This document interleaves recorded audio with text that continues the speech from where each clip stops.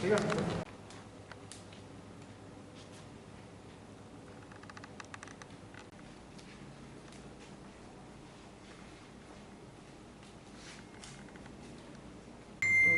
দেখুন, বর্তমানে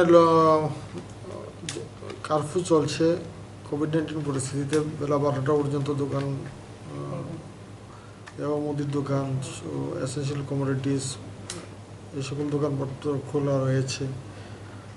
তো দেশে কোভিড-19 পরিস্থিতি আপনারা জানি যে ত্রিপুরা রাজ্য ভয়াবহ আকার ধারণ করেছে। প্রতিদিন 700-800 নতুন করে রোগাক্রান্ত হচ্ছেন এবং মৃত্যুর হারটাও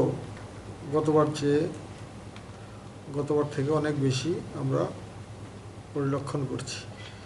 এই অবস্থায় দাঁড়িয়ে সবার কাছে আমার আবেদন থাকবে, সবাই যাতে ঘরে থাকে, সুস্থ থাকে এবং সামাজিক দূরত্ব মেনটেন করে, মাস্ক, স্যানিটাইজার এগুলি ইউজ করে, যারা স্যানিটাইজার নেই সাবান ইউজ করে। তো আমরা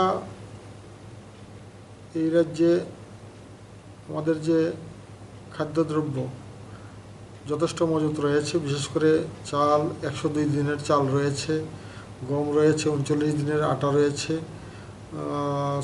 লবণ রয়েছে 25 দিনের, চিনি রয়েছে 45 দিনের, মসুর ডাল রয়েছে 1 দিনের, পেট্রোল রয়েছে 11 দিনের, ডিজেল রয়েছে 7 দিনের এবং কেরোসিন রয়েছে 10 দিনের। তো খাদ্যদ্রব্য যথেষ্ট পরিমাণে মজুত রয়েছে এবং সরকারও ঘোষণা করেছে যারা ডিজার্ভিং এপিএল এবং আমাদের যারা অন্তোদয়, বিপিএল এবং প্রায়োরিটি গ্রুপে যারা রয়েছেন, প্রায় 7 লক্ষ পরিবার, তাদের হাতে, তাদের ঘরে 10 কেজি চাল, 2 কেজি মসুর ডাল, 3 কেজি আলু, 2 কেজি পেঁয়াজ, তাছাড়া পাউডার দুধ এবং লবণ ইত্যাদি পৌঁছে দেওয়ার কাজ আজকে থেকে শুরু হয়েছে। সেটা সারা রাজ্যব্যাপী চলবে এবং প্রতিটা পরিবারকে 1000 টাকা করে ক্যাশও দেওয়া হচ্ছে। এই যে প্রায়োরিটি গ্রুপে যারা রয়েছেন, প্রায় 7 লক্ষ পরিবার, 6 লক্ষ পরিবার রয়েছে প্রায়োরিটি গ্রুপে, আর রিজার্ভিং এপিএল নিয়ে প্রায় 7 লক্ষ পরিবারের হাতে সেগুলি পৌঁছে দেওয়া হবে। তো করোনাকালীন পরিস্থিতিতে সরকার যে পদক্ষেপ গ্রহণ করছে এবং আমাদের কাছে প্রচুর পরিমাণে খাদ্যদ্রব্য মজুত রয়েছে এবং বাজারকেও আমরা মোটামুটি নিয়ন্ত্রণে রাখতে পেরেছি। সরিষার তেল বাদ দিলে অন্যান্য আলু, পেঁয়াজ এগুলির মূল্য কিন্তু স্বাভাবিক রয়েছে। তো গতবারও আমরা বাজারকে নিয়ন্ত্রণ রাখতে পেরেছি, এবারও অনেকটা নিয়ন্ত্রণ রাখতে পেরেছি সরষার তেল বাদ দিলে।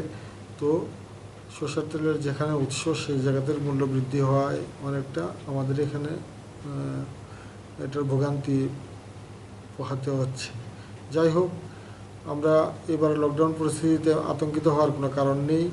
আমাদের কাছে প্রচুর পরিমাণে খাদ্য সামগ্রী মজুত রয়েছে এবং আমরা এই মিনি লকডাউন টাইমে আমরা মানুষের কাছে খাদ্যদ্রব্য পৌঁছে দিতে আমরা ফুড অ্যান্ড সিভিল সাপ্লাইজ দপ্তর সদা ব্যস্ত রয়েছে এবং প্রত্যন্ত অঞ্চলে যে সকল জায়গায় খাদ্য সামগ্রী আনা কষ্টকর সেই সকল জায়গায় আমরা বিশেষ ক্যাম্পের মাধ্যমে খাদ্য সামগ্রী বন্টন করছি।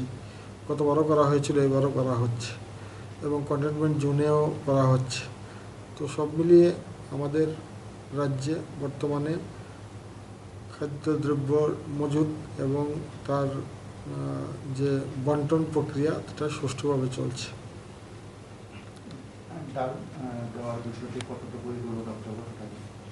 দেখুন, আজকে বেশ কয়েক মাস হয়েছে আমরা রেশনে ডাল দেওয়ার প্রক্রিয়াটা বন্ধ রয়েছে। আসলে আমরা 2 বছর ডাল কেন্দ্রীয় সরকারের কৃষি মন্ত্রকের অধীন নাফেড সংস্থা থেকে এনেছিলাম এবং প্রথম অবস্থায় 40 টাকা কেজি ধরে আমরা 1 বছর ডাল দিয়েছি, দ্বিতীয় বছর 45 টাকা কেজি ধরে ডাল দিয়েছি। নাফেড করোনাকালীন পরিস্থিতিতে নাফেড ডাল দেওয়া বন্ধ করে দিয়েছে। পরবর্তী সময় আমরা টেন্ডার করেছি নাফেডের কাছে, কিন্তু নাফেড সেই ডাল দিতে অস্বীকার করে। তো আমরা নতুন করে আবার টেন্ডার করেছি, আজকে 7 দিনের মতো হয়েছে। 21 দিনের জন্য টেন্ডার করা হয়েছে। 21 দিন সময়ের মধ্যে সেই টেন্ডার প্রক্রিয়া সম্পন্ন হবে, তারপরে এসএবি হবে। তো আমরা আশা করি আগামী মাস 1.5 মাসের মধ্যে রেশন শপে পুনরায় আমরা ডাল দিতে পারবো। যদিও রেটটা আগের মতো থাকবে না, আগে সাবসিডাইজড যে রেট কেন্দ্রীয় সরকার দিয়েছিল সেটা এখন দেওয়া যাবে না। আমরা যারা এনএফএসএ গ্রুপে রয়েছে 6 লাখ পরিবার, সেই 6 লাখ পরিবারকে 25 টাকা পার কেজি ভর্তুকি দেব, এবং যারা এপিএল রয়েছে তাদেরকে ভর্তুকিহীন ডাল আমরা তুলে দেব। তো ডালের মূল্যটা সেক্ষেত্রে কিছুটা বেশি হবে।